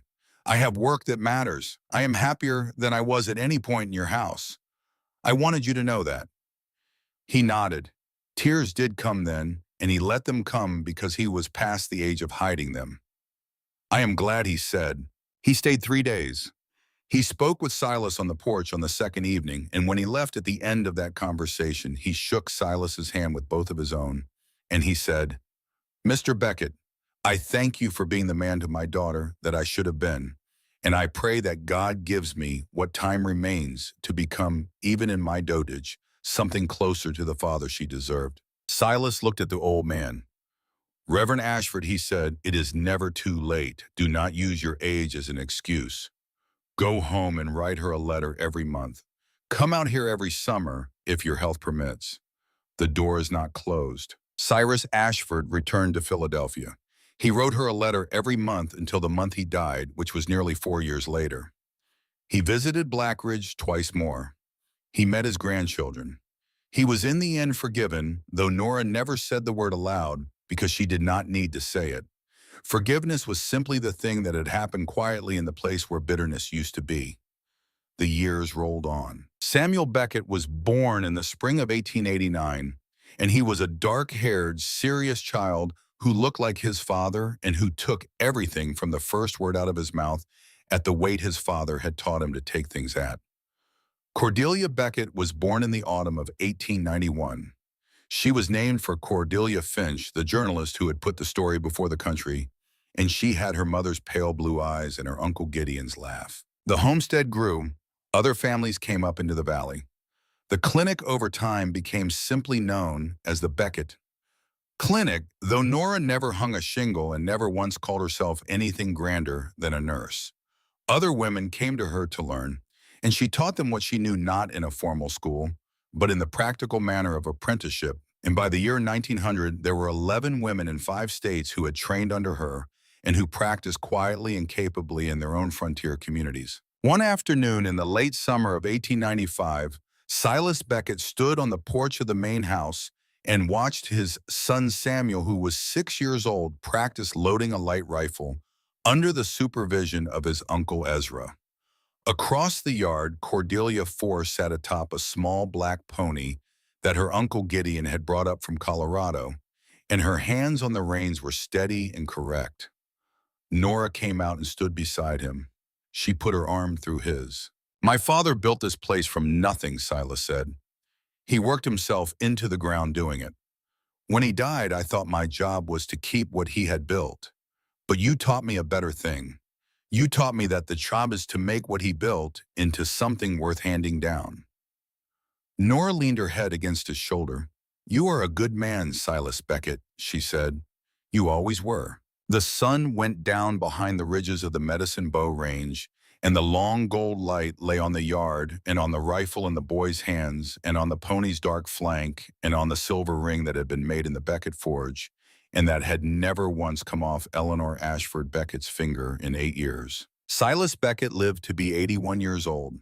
He died in the spring of 1932 in the same bed in the main house in which he had been born, with his wife's hand in his. Nora Beckett lived another 22 months after that. She died in the winter of 1934 at the age of 72, with her children and her grandchildren around her and her daughter-in-law reading the 23rd Psalm aloud at her bedside. They were buried side by side on the ridge above the homestead near the grave of Obadiah Finch, under a shared stone that read simply, "Silas and Eleanor Beckett, they kept their word." Their son Samuel took over the homestead. Their daughter Cordelia became a physician, properly licensed, trained at the Women's Medical College of Pennsylvania, and she returned to Wyoming and practiced in Cheyenne for 44 years. The grandchildren of Silas and Eleanor Beckett and the great-grandchildren and the great-great-grandchildren still live on Black Ridge Mountain today. The clinic still stands. The main house still stands. The silver mine was exhausted in 1927 and filled in, but the cabin Silas built for his bride in the spring of 1887 is still there on the rise above the yard, and its windows still face east. If you are a man who has lived long enough to understand what a promise costs and what it is worth, then you already know why this story was told. Silas Beckett left behind no great fortune. He left behind no statues. No book was written about him in his lifetime. He did not sit in any governor's chair or any senator's office. What he left behind was only this: he kept his word. To his brothers, to his wife, to the men who worked for him, to the old man who had raised him after his father died, to himself. That is the only legacy that ever holds up. That is the only measure of a man that survives him. If you are watching tonight and you are a man who has been asking yourself these last few years whether it is too late to be the kind of man you once intended to be, then hear this plain. It is not too late. It was never too late. You do not need a mountain, and you do not need three brothers, and you do not need a quiet woman with pale blue eyes who walked into your life out of a train station. You only need to decide today what your word is worth, and then tomorrow keep it. That is all Silas Beckett ever did, and that was enough. Dedicated to every man who ever kept his word when the world made it hard.